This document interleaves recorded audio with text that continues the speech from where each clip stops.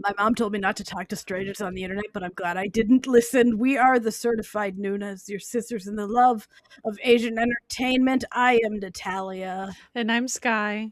And it's just the two of us, and we're here for a little spooky time in August, some August spooktacular. Because I don't know if some people maybe don't know this, but in Asia, a lot of like horror movies and horror TV shows are released in the summer. It's like a spooky good time. Also, just a side note, I just found this out because I didn't just find this out. I just was informed of this. 10-year anniversary of Train to Busan.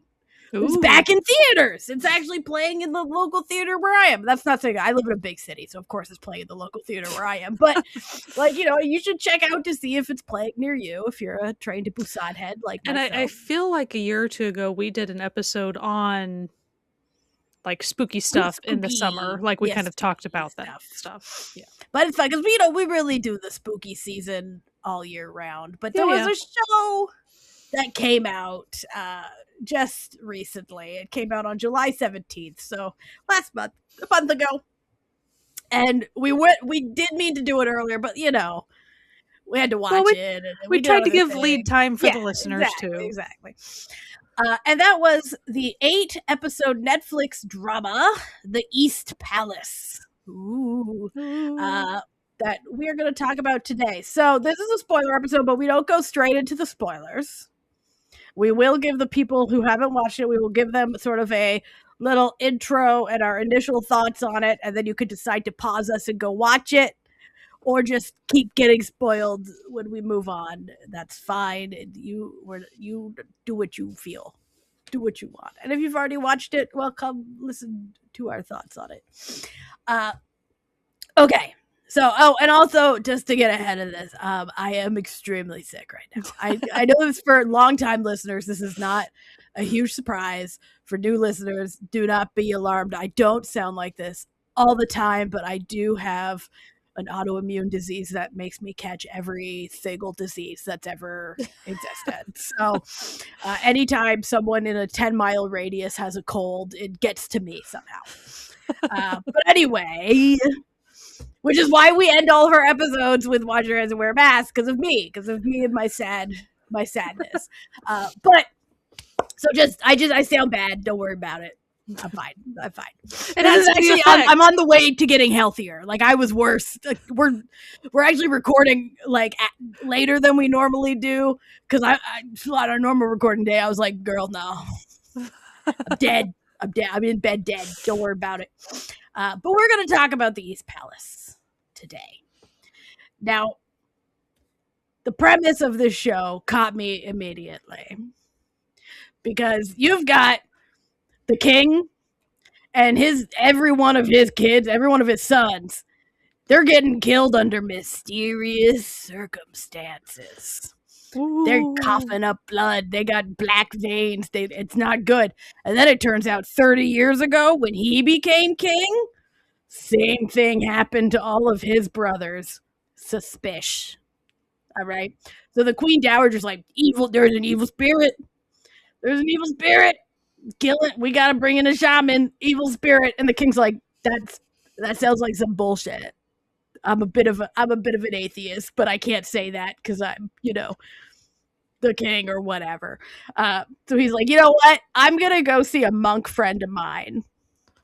And I'm going to like get him to come deal with this. And the monk's like, dude, I'm retired from that. But there's a guy who lives in this temple and he can see ghosts and spirits and stuff. So like you should hire him. And the king's like, yeah, I'll air quotes hire him and kidnaps him. And it's like, you're now a prisoner of the palace and you're going to hang out and pretend to be a feng shui master and you're going to kill this ghost for me. And the kid's like, fine, I guess. Like, I don't really want to do this. What I also loved about this is he, of course, did not know the king on sight. No, didn't care. He was saying some stuff to this guy. He was just like, I don't give a shit about you. I don't give a shit about your problems. I don't care. He's a fun guy. Meanwhile, the king then brings back his daughter. Now, the daughter was banished from the palace because she can hear ghosts, and that's apparently like a big no-go. And then she's like, Dad, I could have been a really big help this entire time, but I guess I had to be banished for some reason. Okay. And he's like, okay, daughter, like, your job is to monitor this situation. I'm going to dress you up like a maid, and you're just going to follow this guy around, and you're going to make sure he's not getting up to some shit. However, his whole deal is getting up to some shit. Like, that's basically what he does. He then will basically die and enter the spirit realm and fight ghosts in the spirit realm. That's his whole deal. And that's the basic premise that we can get away with without some spoilers happening. Now, straight off the bat, loved it. I gave it a 9.5 out of 10. I know that's real high for Old Natalia. That is real high. But I need to say, for someone who's thinking about, like, do I think I would like this? If you like the Keanu Reeves movie Constantine, you're gonna love this show. I also feel like if you do love Kingdom. Yeah, if you love Kingdom, you're gonna like this. You have to be okay with some Kingdom gore. levels of stuff. Yeah, some like gore, violence. But a lot of it is like fantasy violence. Like, because these are clearly like creepy monster ghosts and stuff. So it's not like, but they're people getting stabbed by swords. That, the classic sort of vibes. Set on fire, stuff of that nature. A lot of spooky people with like stuff coming out of their mouths a lot. Yeah, like tentacles. A lot of like weird, creepy tentacles. Like a lot of the like when they go into the spirit realm, it reminded me a lot like if you watch Stranger Things when they go into the upside down and everything's like creepy and like tentacly. It's the same vibe. It's the palace version of the upside. Yeah, so like if you liked Stranger Things, I think you would actually probably really like this show as well, in my personal opinion, because it has that energy. Now, if you're unfamiliar with Korean actors, you may not know that the cast of this friggin' show is wild. It's so good. So it does star Nam Joo-hyuk, he's so good in action, but he doesn't make a lot of action things. The last thing I saw him in that had a lot of action was Vigilante, which I also really loved, which is on Disney Plus for anyone who wants to watch it. It was literally the last show he made, because then I think he went directly into the military after Vigilante, and this is the first show he's made after leaving the military. I will say, like, his character is refreshingly... So you know how in Kingdom there's a character like the nurse character is kind of the one that's not a noble, straight so she kind of talks. She talks a little more normal. No. His character, same thing. He is not a noble in any sense of the word, and he doesn't know all these. He doesn't care about nobles. He doesn't care about politics. He doesn't care about any of this shit. And even really the way he's talking is very like, almost feels modern sometimes, but it doesn't like break. I didn't think it broke the overall like suspension of disbelief or anything, but like that's just his character, and it was pretty fun because he was a fish out of water anyway, just amongst the palace. He should not be there at all. And also opposite him was Ro Yoon-seo, who was in Crash Course in Romance and Black Knight. Yeah, and so she's like a newer actress, but she's excellent. She is so and good. She's so good in this. Oh, so fun. But really taking it away was Choi Sung-woo playing the king. And he's been around. Like, listen, this guy is real DILF energy on this guy. But also, like, he's a divorce attorney, Sisyphus, stranger. Like, he's been around. And he's incredible. He's so good in this. And you're just like, I fucking hate this guy. Like, every time you see him, you're like, I hate this guy. Well, and then the Queen Dowager, too. Yeah. played by Jang Young Nam, who is one of those where it's like you may not know her name, but you know her. You know her. Yeah, the moment you see her, it's like, oh yeah, she's good. Yeah, she's good. And she was incredible. She was so evil. And like, this is not like a spoiler. Like, you can tell from the end of episode 1, you're like, oh, she's evil. Okay. And she's evil.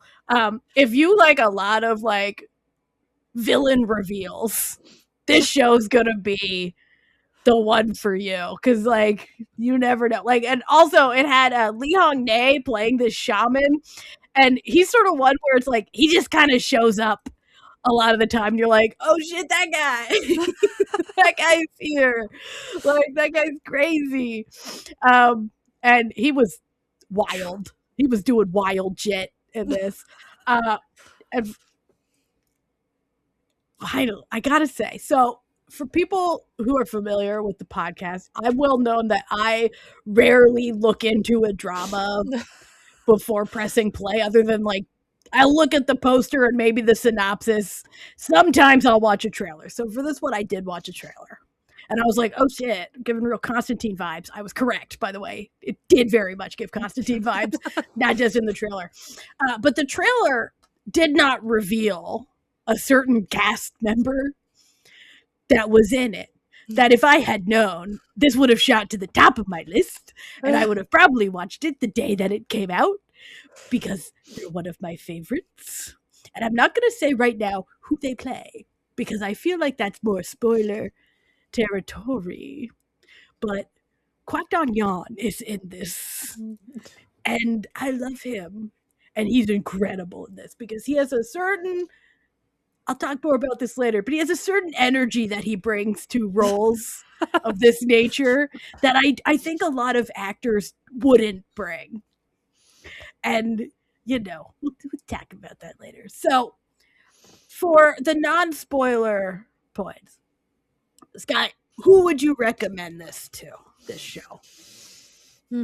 Like I said, I mean, I think you have to be okay with the level of kingdom level gore and stuff. I'm not saying it's in every single like shot or anything. And I do want to throw out the fact that there's a little bit of levity here too. There really is. There is, and we can't spoil a lot of it, but like there's some jokey jokes. Like, yeah, it's not jarringly, like it's not like one of those weird dissonance shows. Usually it's kind of like dark humor, because usually the situation will be gallows humor. A lot of it, yeah. The situation will be not good.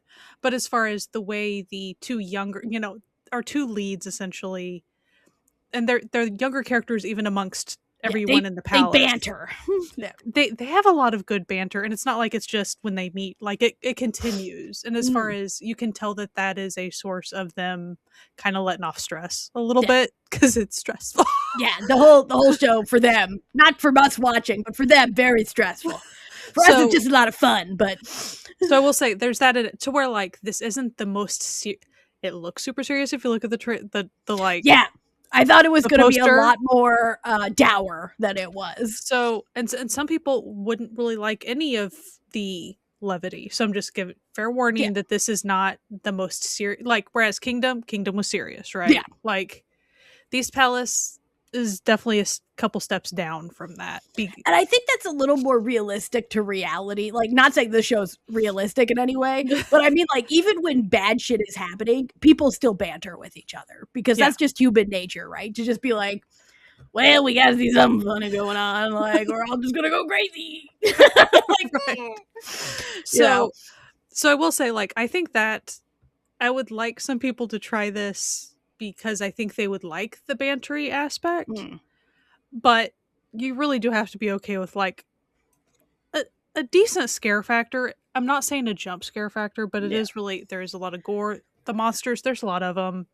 I would say it leans, instead of on like the spooky to scary scale, it's like in the middle. Like it's more. I don't find many things that scary, but I think this like is more like creepy, spooky a lot of the times, with a few jump scares of like, actiony, like, oh, suddenly I'm a monster. Whereas I think this would be too scary for some people. Like, like sell your haunted house, I think is like the limit of some people. Yeah. Right. This is way past sell your haunted house because the monsters here, some of them really do be being scary and gross, like really gross, really. Yeah, there's a lot of tentacles, a lot of squelchy noises. And some of them are kind of like super powered to the point that like you will not escape this. Yeah. Like, I mean, it is pretty. So like if that stuff like freaks you out, like that type of, it's almost, I'm not saying this is existential horror, like the whole thing, but sometimes when you're dealing with a couple of these monsters, you're kind of dealing in that realm of like, you're gonna die. Like there's just no. So to me, it is scarier than a lot of other stuff. But like I was fine. But again, I have acclimatized yourself over time. I'm not sure if Sky at the beginning of when we started the podcast, I don't know if I could have handled it. I really don't know if I could have. That's right, folks. We've worn her down. We've desensitized her to the spooky life. But I do think a lot of people, I want people to know it's not horrifically serious because I think that might attract some people to it. Like, it's kind of like, you know, Firefly, like when they're dealing with the Reavers and stuff. So like bleak, you know, like scary. Like I feel like if then there's the levity. Zombies. Yes. If you can handle zombie stuff, you can handle this. And that's exactly like in the movie Serenity specifically. Yeah. Like, so it's bleak and dark and the situation bad. But as far as like how the main people are like trying to handle that, they're trying to be like, well, we gotta still exist as people, you know. Right. So aside from those warnings, I don't know. I do think it takes a particular person. I think a lot of people would enjoy it. But yeah, if you want the most serious of serious, it will have to be a pass for you. Yeah. I mean, you can go check it out. I'm sure you might still enjoy it. Yeah, you might still enjoy it. Just be warned. Yeah, it might not be exactly what you thought it would be from the trailer. Because I thought it was going to be super serious and like our lead character is kind of funny. Like he is. I know I keep going back to Constantine, like the movie Constantine, but I feel like that's the exact vibe of this as well, where it's all like sort of like supernatural afterlife horror that this one person deals with, but it's affecting the real world now. But also he's sarcastic and is just like, if I die, I die. Oh no, I'm gonna go to hell. What? Oh no.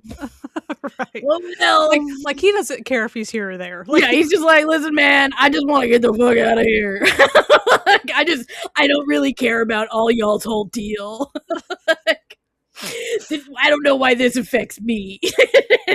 Like, I'm not a part of your bloodline. I don't care about any ghost killing y'all.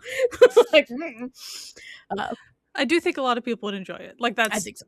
But you do have to scroll out for yourself if you can handle some of the gore and stuff. Like it is. And I think it's very honest about it. Like it doesn't like suddenly like switch gears. Like every episode does. If you can make it through episode 1, you're good. You're gonna be fine. Yeah. You're gonna be episode fine. 1 shows you what you're getting. Like it doesn't get much harder than that in my opinion. Maybe a smidge, but it's negligible. Not much. Yeah.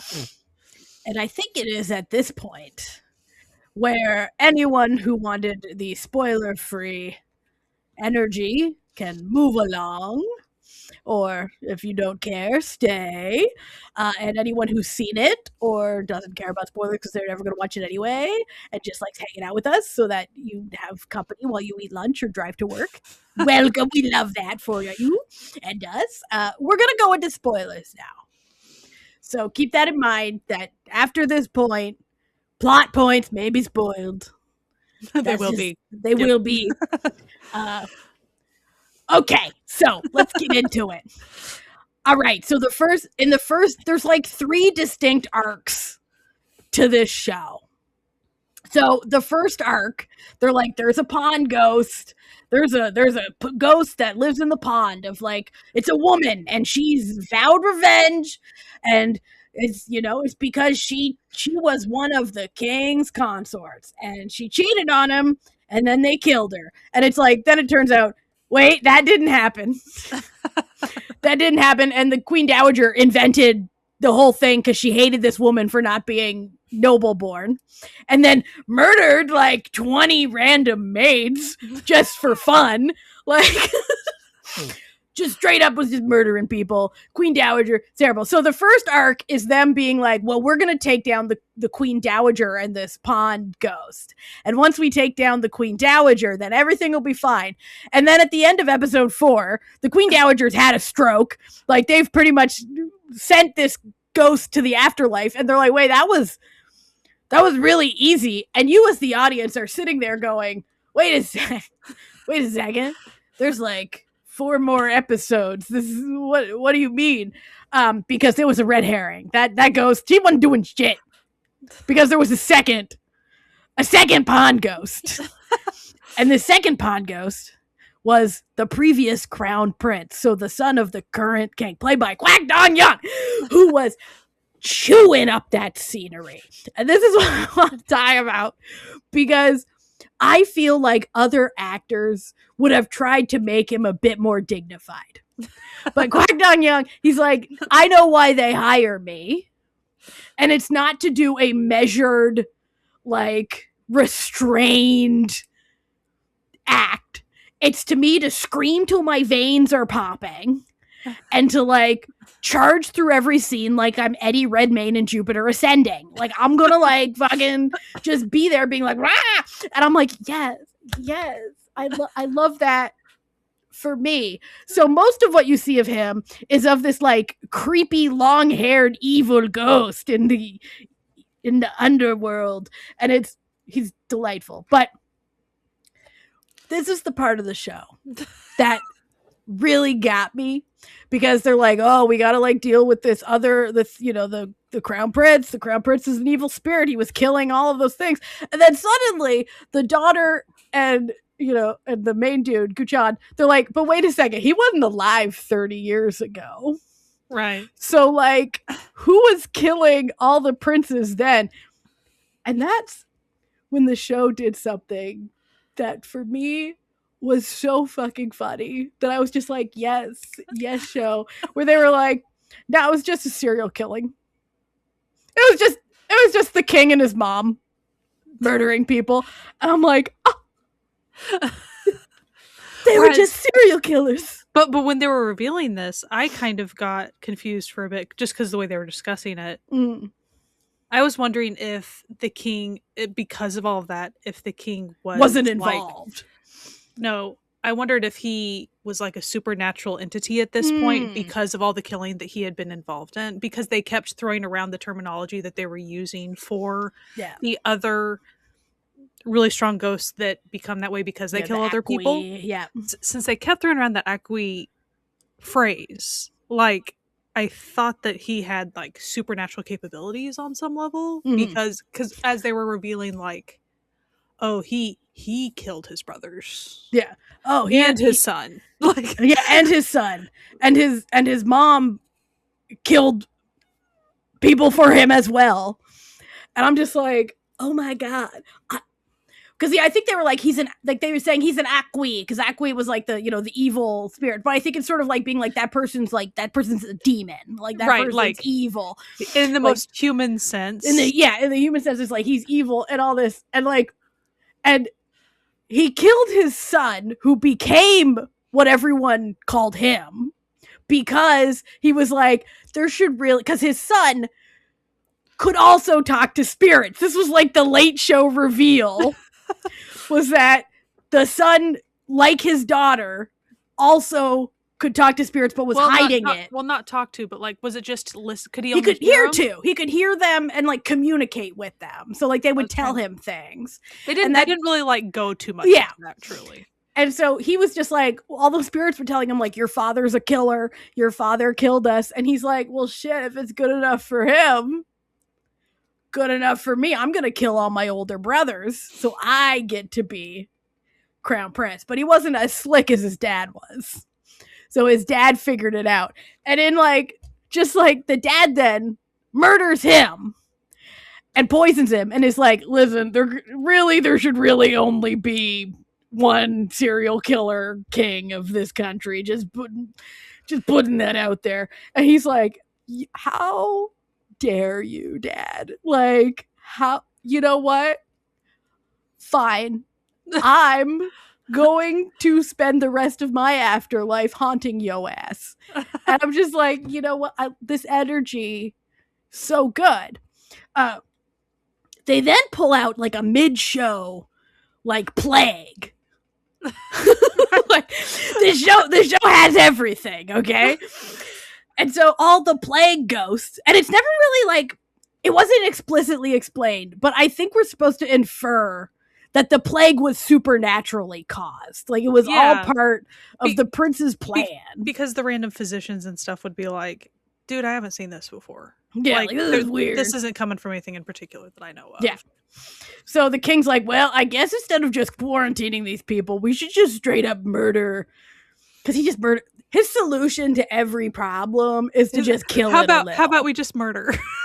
Yeah. So he just like straight up murders like hundreds of people. But this was all part of this Crown Prince's plan, who then like consumes the souls to increase his evil otherworld power. And I'm just like, this is great. This is like, everything about what was happening was incredible. And some of the greatest villains I've seen in a while.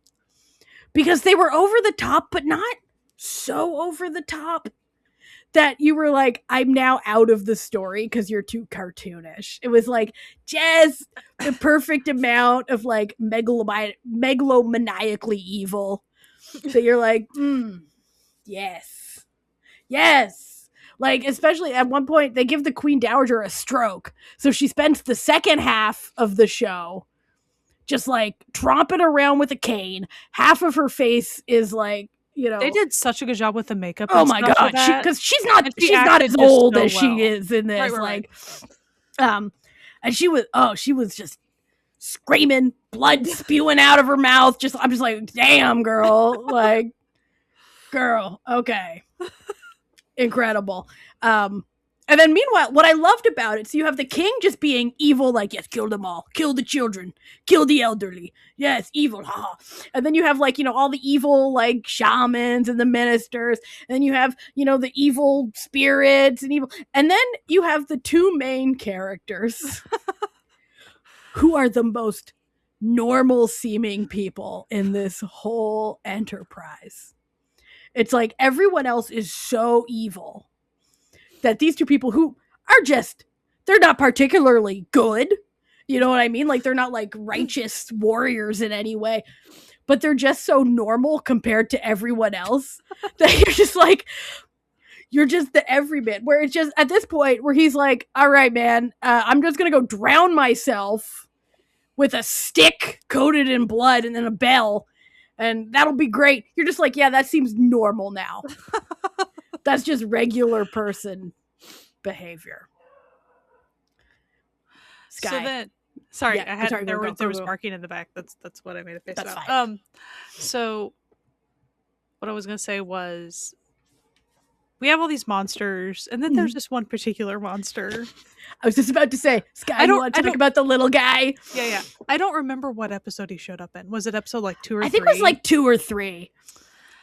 I don't even remember. Like, our main guy, he sees him like out of the corner of his eye, kind of around something else they're doing, and he just freaks out because like not much spooks him. Okay, yeah, he sees some crazy stuff, but all of a sudden he is spooked, and of course she can't see what he's seeing, but what he's seeing is this cute little Labubu, just the cutest little dude, this little round little guy with a cute little quizzical face that like just looks at him like, oh, and he's just like, oh, he just wants to eat little scraps. He's living in a little mouse hole. It's when they meet him when they first go to like the cursed salt cellar where the queen murders all of the maids. Yeah. And there's just this little dude, and he's like, we gotta get the fuck out of here. Like, because so they really go into detail a lot of him explaining like different types. Which I thought was really fun. I liked him. I don't know if this is like an accurate or if this is made up for the show. It doesn't really matter. I was, as far as how I was like taking it, I was just taking it show level. I wasn't assuming that this was necessarily folklore. Yeah, like just be careful. Yeah, in the internal mechanism of the universe this show has created. These are the creatures that exist. So I'm not familiar with enough cryptids in Korea to like know if these are actual cryptids. So he's like, there was like certain things that were like, souls of people that are stuck because they're, angry or sad and can't pass on. Then there's certain just like spirits that are stuck in certain places and like feed off the energy that aren't necessarily human spirits, but they just like they're rooted in one place. And then this little guy is like a little creature who like attaches himself to a living person and feeds off of their energy. And the main dude's like, not today. Not today. You're not getting on my energy. And the little dude's like, you're my best friend now. Too late. What I loved about the little guy is he's in both the real world and the spirit world because he is a spirit creature. But in the spirit world, he becomes something else. So he goes from being like when Gujan, the Nam Joo-hyuk's character, is like threatened in the spirit world. This little cute little dude who's decided Nam Joo-hyuk's character is his best friend, then transformed into like an evil tentacle bear, and is just like eating the faces off of things. It's wild. It's wild. He's adorable. Mm-hmm. I love him. Yes. And then he kept being in it. Like he was just there.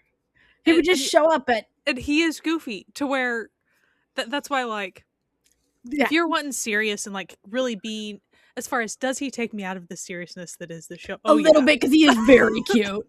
He is very adorable. And then just the way Nam Joo-hyuk also like thinking of how he was acting this, of course, like to nothing or to nothing. Yeah. And also anyone viewing him from the outside to nothing also sees nothing because he's the only one who can see him. And he's just talking to him. Yeah. So, but and it kept being fun. Like anything involving that little critter, like. Yeah. They put the little critter on the promotional material as well. So you could like see like in sort of the more lighthearted promotional material where they're like, hey, like, oh, we have the two actors like doing selfies for this, and he's just like in the corner just like, hi, it's me, the little guy. He's so cute. I would love a little. He looks like a little not lame Funko Pop.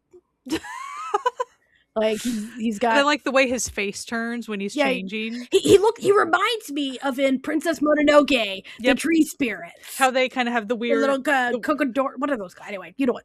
People know. People see Princess Mononoke. The way their heads like their kind heads of bobble. shake and move. Yeah. Like his cat starts doing that, but then it keeps turning, kind of like like an owl. Like keep turning his head around. And he's got a tiny little mouth that's just like a little crack in his face. Oh my god, And then, like, he ends up getting hurt at some point, or he pretends to be hurt, one way or another. And the main guy's like, fine. Takes pity on him. You saved me. I'll let you, get some of my energy or whatever. And then offers his finger, and he just won't stop. He's like, like, it's so good. Where it's just like, it's a little break from, like, the doom and gloom happening. As far as, is it silly? It's silly. Like, it's nice and silly. Now, I think my favorite sort of plot point was where the evil shaman curses his eyes. So he curses the main dude's eyes. So the main dude's going blind, and then the evil shaman just straight up blinds him. And so the main dude then, because his arc is he fears becoming a demon because everything that he does, like, he's always one step away. Because if you destroy the soul of someone, is how you become a demon. So he's like, I fear that becoming, because he always is almost taken over by spirits at several times due to the nature of his work, of his job. That's also his biggest fear, but also the one risk that he takes while doing the one thing that he's good at, right? So he then steals a demon's eyes and shoves them in his own face. And I will admit, that's probably the grossest part of the whole show. just so you know. It's in like the later half. But then he has cool friggin' eyes. He has like Naruto eyes. Like his eyes are like, they got multiple pupils and they change colors and they do crazy shit. And I'm like, yes. Yes.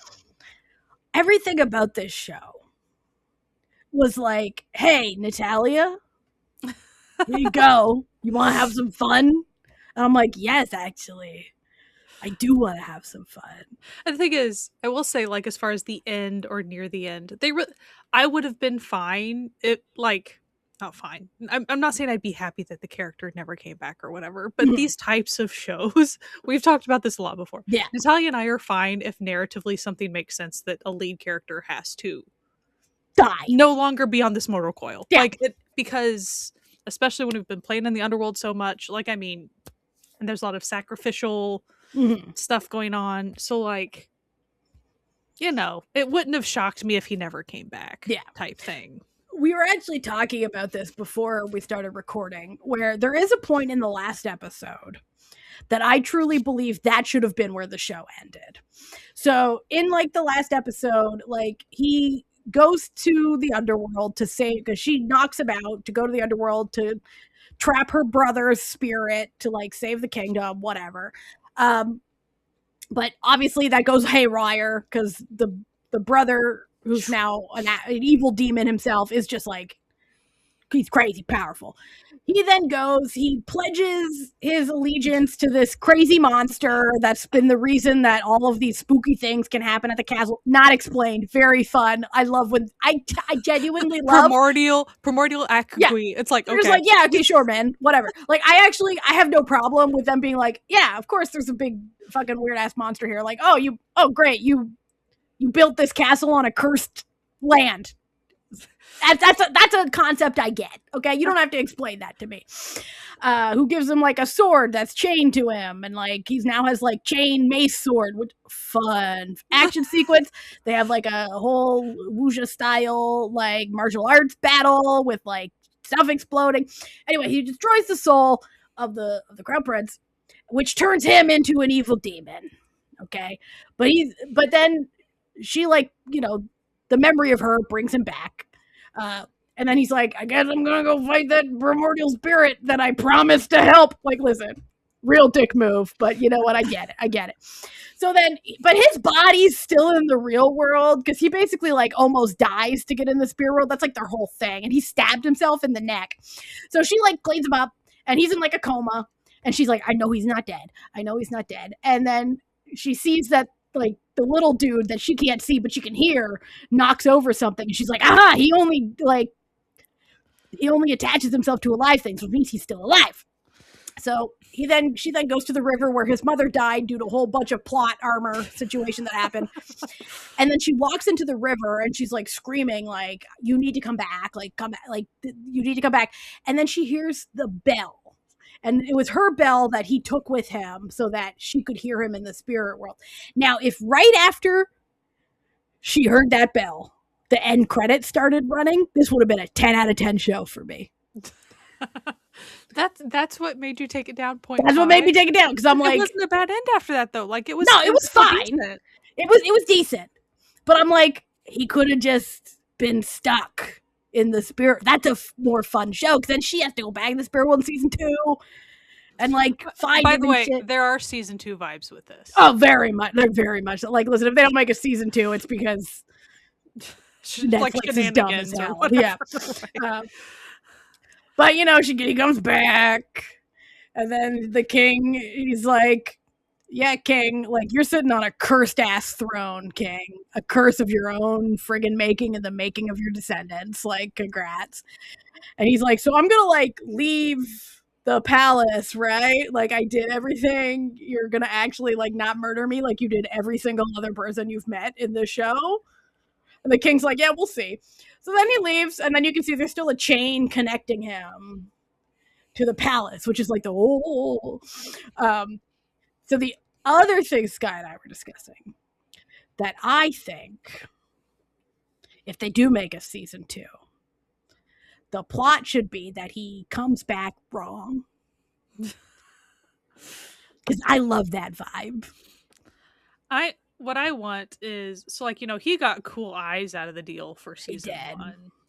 She didn't really get to do like cool stuff too much because like she was learning.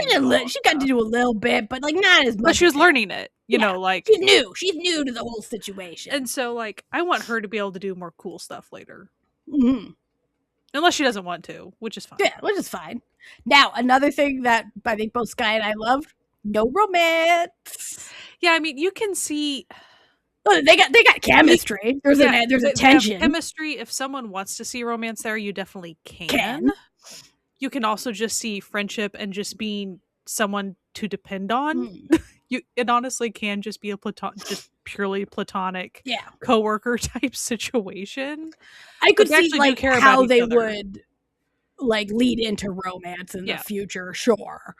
But if you must. What I appreciated was, given the circumstances that they were dealing with, romance would not have been appropriate. No, and also the timeline just didn't lead. Like if they were suddenly smooching right before he was dying about something, like it would. I'd be like, what do we do? It'd be weird. It would be like that's not her vibe. That's not his vibe. It's definitely not her vibe. Like she would not. No. Like the most it was like, I will hold your hand because you need this energy. Yeah. That's all. That's it. That's like, pretty scandalous for us, honestly. So like, yeah, that's that would be a bit much, to be honest.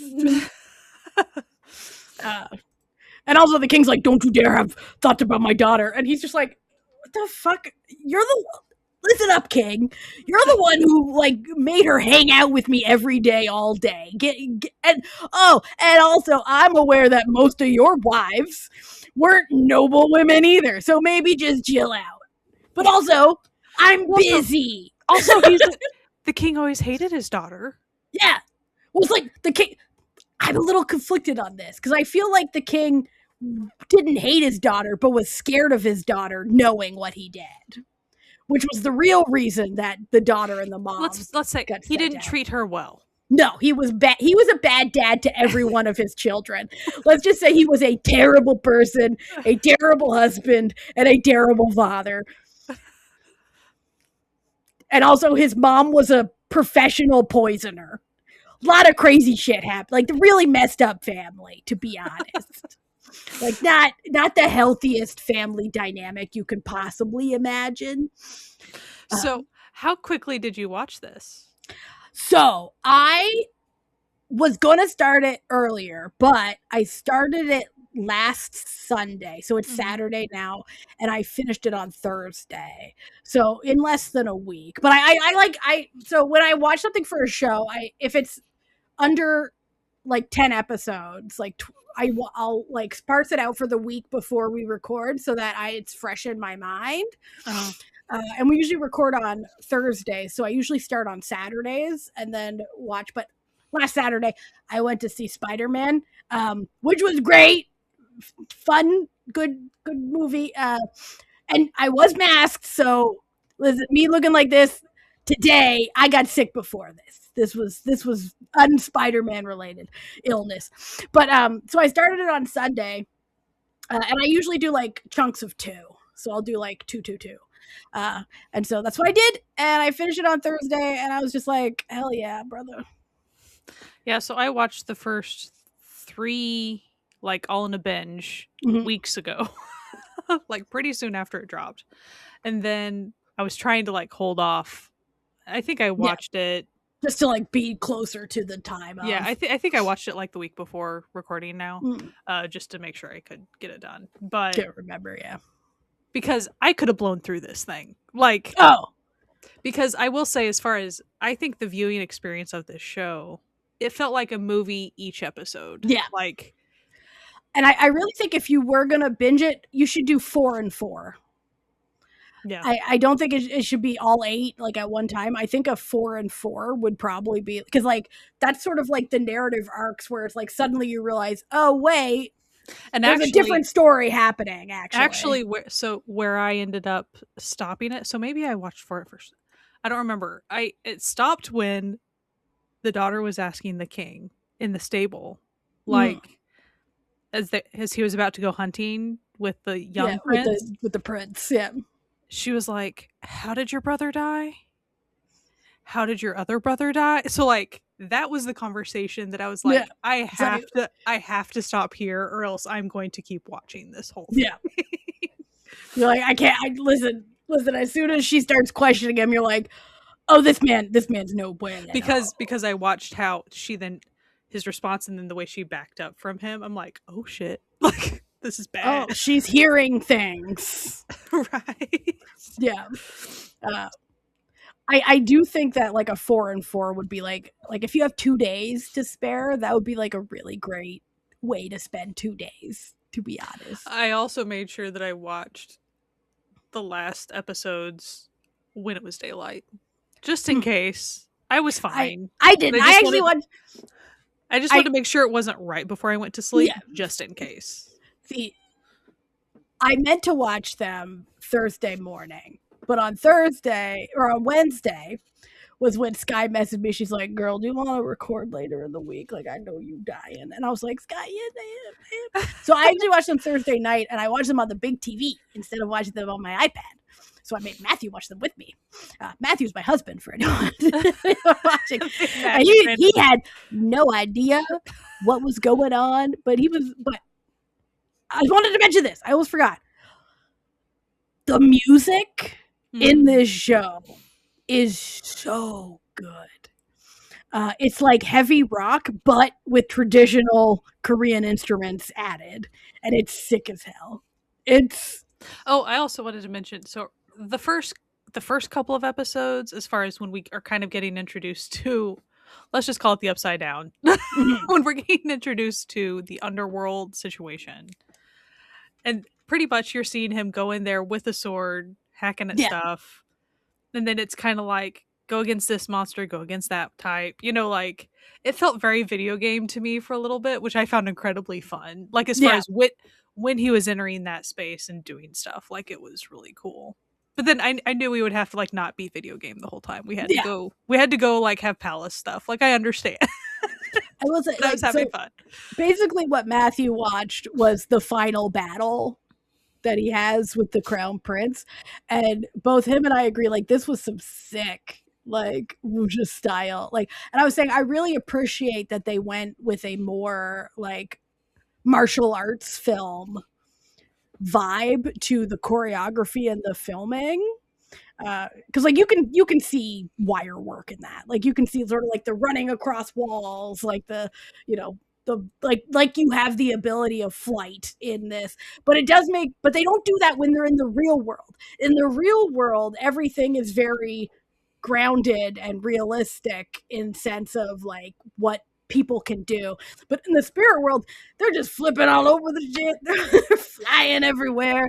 I think something else that we didn't mention was I did like how, so as a team, our two lead people, she would typically be in the real world, following some directions that he left her to like wrangle something or whatever the things that she needed to do, because whatever she was doing in the real world was causing a change in the underworld in certain ways, and would like restrict movement of something or guard against something else.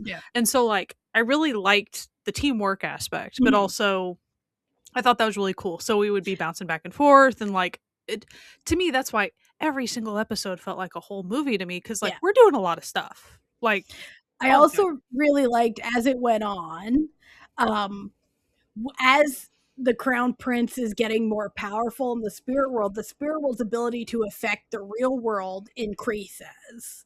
So it's like things could be blown over, like weather events would change, like there was a fucking eclipse, like like the king is getting affected, like so as he gets more powerful, like the sort of the borders between the two worlds become a lot more blurred. So I thought that was like really nice and subtle and clever. I just thought the show was really good. Like I think it was a solid offering of this type of show, this genre of show. Right.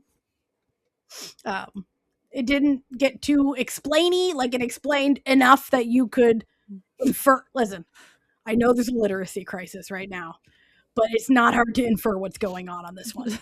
I'm like, well, you do have to me it is a little hard to keep straight for a while because there's so many princes. Yeah. And sometimes you have to be keeping track of which princes were prince? Are we talking which timeline? Princes that were the king's brothers or the king's kids? Sons. Like sometimes it was hard to keep track of that, which like it didn't come up that often, but like I'm just admitting sometimes I didn't know who we were talking about was dead. I just knew everyone was dead. So like, yeah, just know they're all dead. So like at the end of the day, they're like they've all been ganked. Oh, spiritually or physically. We didn't talk about her grandmother. Oh my god. Well, like the king's mom. Okay. King's mom. Yes. Yeah. King's mom. Who we like mentioned briefly. So just to is be clear also a serial killer. This is not the Queen Dowager. No. There's a second. This is a separate grandmother. Because he was not the crown prince. All right. So the Queen Dowager was his dad's mom. And she's crazy. Okay. But she's crazy in a nobility sort of way, obsessed with power. His mom is a professional poisoner. Yeah. Who taught him everything he knows about murdering. Let me tell you. And they buried that lead. Because it's like for most of it, she seems sweet and kind and supportive, and she's so nice. And she always was the one who would like help the princess. And she was just like, oh, she'll be there like to help you, like expose the Queen Dowager. It's like, no, she was the worst of them all. Like she was the hidden evil. Like she's like, I'll poison anyone. I'll poison kids. I'll poison adults. I'll poison my own family members. I don't care. Like, girl, women's rights and women's wrongs were very strong in this one. And those scenes, like, you could almost feel a chill in the room. Like, they did a very good job about like how it shifted when she was revealing stuff, and how you could tell the princess was terrified. Yeah. And she put her trust in the wrong person, essentially. The lighting and the color grading and the editing of this show is masterful.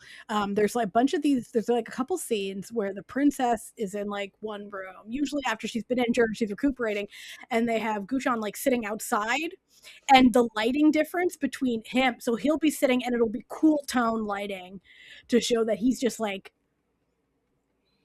a source of just like, he's a tragic figure, right? So I'll have him just in like moody lighting, and then she'll have the sun just like beaming down on her, and I was just like, ooh. Or they'll have like, it'll all be cool toned, and then they'll have like the king walk in with like the red, wearing bright red, and which is just what he wears, but like it'll be like the stark difference to be like, he's like, it's a clever way to indicate to you as the audience like he's wrong somehow, like something about him you should be picking up that something about him is incorrect for this setting. So then what I think I'm not sure we explicitly said, but so there was all this build up to all these spirits and demons and blah blah. But then you really figure out right at the very end, it was really just humans. Yeah. It was really just a bunch of seeking power douchebags and killing each other. Yeah. It was like the spirits had nothing to do with it. Like the spirits were their alibi, their cover towards they just said, nah, it's actually serial killers. Literally, they're just serial killers. And I was like, that's crazy. And so what it makes you kind of wonder about the monster that we know nothing about, the primordial alien looking thing. Yeah. It's connected to like kind of somewhat the location of the East Palace, all this stuff. Yeah, it's like it lived underneath it, like in sort of to where it makes you wonder if kind of chicken and egg, but it doesn't matter type thing, as far as like, it's obvious that the primordial thing has always been there. Yeah. But like, that they built it on a cursed land. But kind of also, these people, the king was going to go evil no matter what. Yeah. It doesn't matter where he would have been. What was the Brennan Lee Mulligan line? It's like, before there were like fascists, there were bullies. it's like personality predates ideology, you know? Right. Where it's just like these people already were shit. So it's like they chose this. It's not like they were turned evil by some supernatural force outside of their control. They consciously chose to do it. So, and this is sort of demonstrated, I think, the best in the Crown Prince character, because it's like he heard the spirits telling him, your father is a murderer. And instead of being like, wow, I should probably expose that so that one of my brothers who isn't a murderer can take over the throne, he goes, well, I guess that means I can be too. Yeah, I guess that means that I have permission to also be a murderer. So it's really interesting. I like when shows just that's not like the main premise of like I don't think the show's trying to teach you a life lesson in any way. If but it's doing a lesson, it really is like it's not always spirits, it's sometimes people. Yes, just kind of like Train to Busan. Yeah, the zombies aren't the villains in Train to Busan. Spoiler alert. But it's like it's interesting because it's sort of a slight commentary, you know, because you can find commentary in everything because that's how art works. Because everything has a bias, and in this one it's like you can't use religion to justify your own wrongdoings. Like that's the, you know, it's like how every time there's like a dude who's accused of something, a high profile dude, and suddenly they find Jesus, and I'm always like, they did it, everything they're accused of, they did it. This is sort of like that, where it's like, no, there was an evil spirit, it wasn't me. Listen, the Queen Dowager, I wasn't being evil. There was an evil snake spirit making me do it. By the way, that snake was wild. And it's like, no, you are the snake spirit. You created that with your own greed and ruthlessness. Like, you are the cause of your own misery. Fascinating. It's so good. Like, it's really good. I will say, so like there's 3 or 4 different twists, because it keeps on being like, oh, we think we fixed this. Nope, it's had to be, you know, it's something else, obviously. Despite all that, I think there's a lot of rewatch value. Oh, very much so. Like, it's that good. Because visually it's so enticing. Like, even though it won't surprise you anymore, it's still going to be, it's that good to where when you're in a spooky mood, this will definitely be one that you can hit up again. Oh, sorry. Just to go off of our last point where we're talking about the ideology of it. Yeah. It all actually, this entire belief all culminates into the main character's choice, where the Crown Prince basically mocks him and says, you can't destroy me, because if you do, you'll become evil just like I will. And he was like, you chose to do this for evil reasons. I'm choosing to do this for noble reasons. I am noble of spirit. If it happens, it was worth it to lose my soul to save hers. And because he doesn't give a shit about the king, he doesn't give a shit about the kingdom, but he doesn't think she deserves to die because she's actually good. If she wasn't there, he wouldn't. I'm not sure he would do most of that stuff. He would have been sneaking out way more. Like, he'd be gone. He'd be out of there. And so it's like, it's sort of being like, you know, yeah, I will do something that I know will destroy me, but for the right reasons. Whereas you did it because you're bad. So you're a bad person. And you suck. I don't. Suck. And even if we become the same thing, I don't care. And it's like, it is worth it to me to do this to save someone, whereas you did it to kill someone. That's different. You wanted the throne. That was the whole point. Yeah, motivations matter. You know, the ends don't actually justify the means all the time. Sometimes the means do matter in a long way. But yeah, this was a good one. I'm glad. I also think there's something, like, if you do rewatch it, I would think that there would be like things that you would pick up on differently. Yeah. Like, that's part of the reason why I think a rewatch would be really fun. Because it'd be sure. especially watching the King do stuff, it'd be like, whoa, dude. I'm definitely going to tell, I have a sister who likes the same sort of stuff that we do. I'm definitely going to be like, yo, Shanta, check this bad boy out. You're gonna love it. Right after I watched the first couple of episodes, I was telling my husband, I was like, you need to watch this. He hasn't had time yet, but I knew, because he likes Stranger Things a lot too. So I was like, no, you need to watch this. You're gonna find it's not as disappointing as Stranger Things. Oh, no, maybe we don't. That's not even a hot take. That's just agreed upon.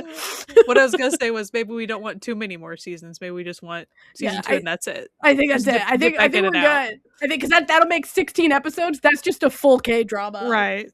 We're good.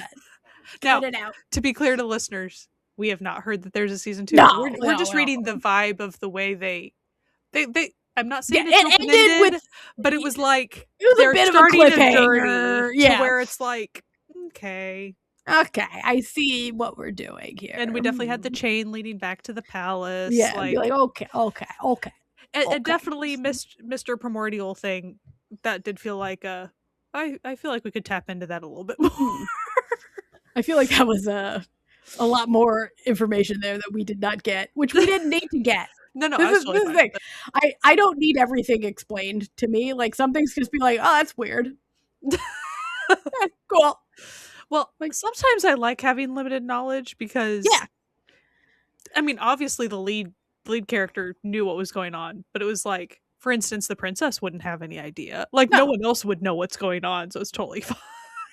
No, like, why would they? Like, that's like. Oh, another thing we didn't even talk about.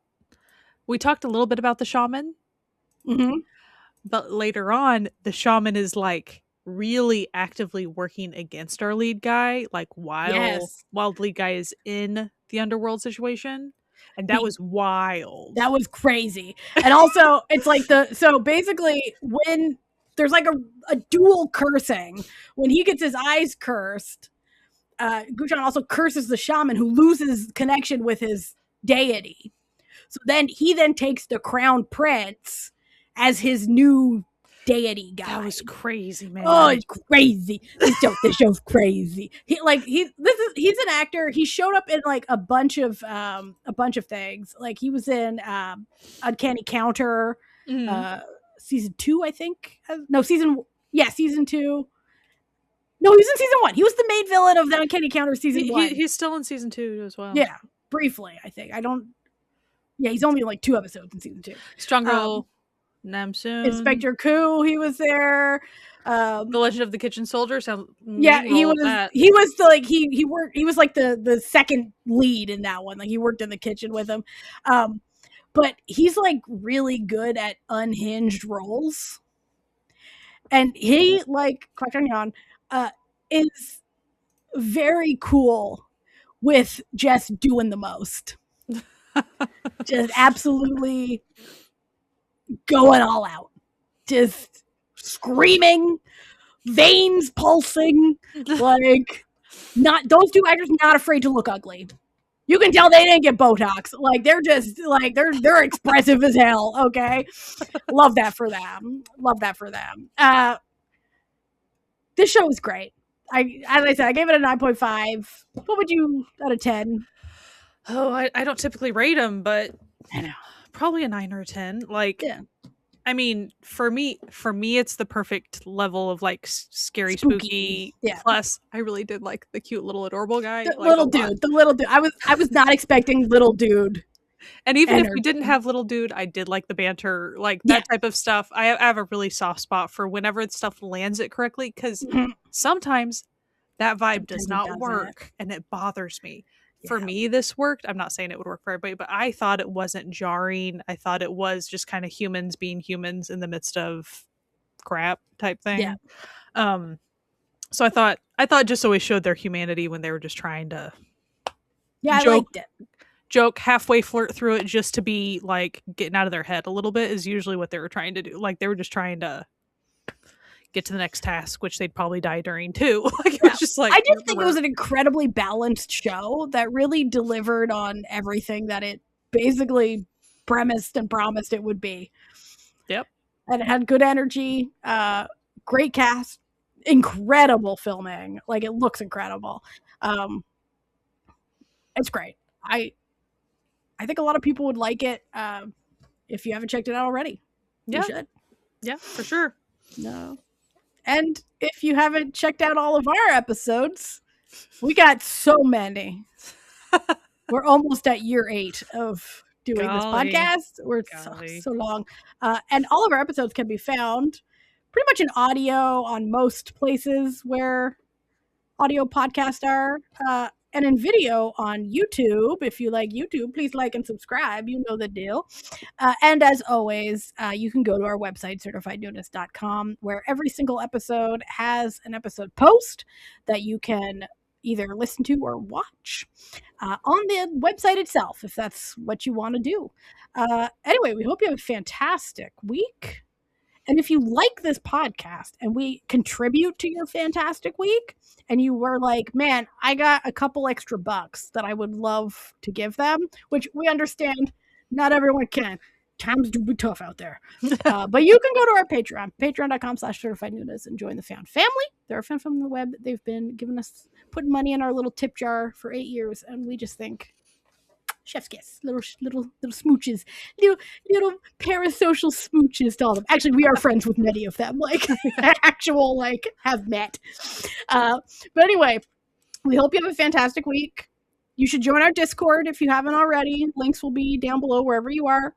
And as always, wash your hands and wear a mask. Don't get sick like old Natalia. Well, you probably won't. And keep enjoying Asian entertainment. We'll see you next week. Bye. Bye.